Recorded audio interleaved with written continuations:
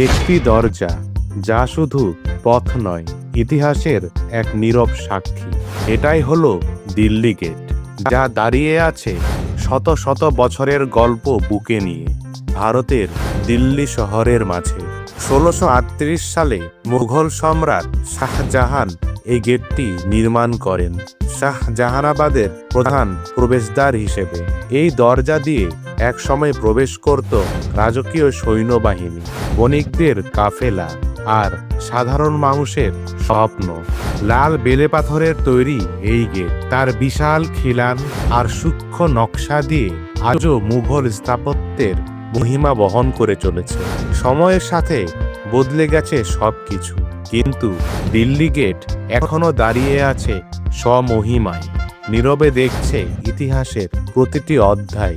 একটি দরজা, যা শুধু শহরে প্রবেশের পথ নয়, বরং অতীতের দিকে ফিরে যাওয়ার এক জানালা।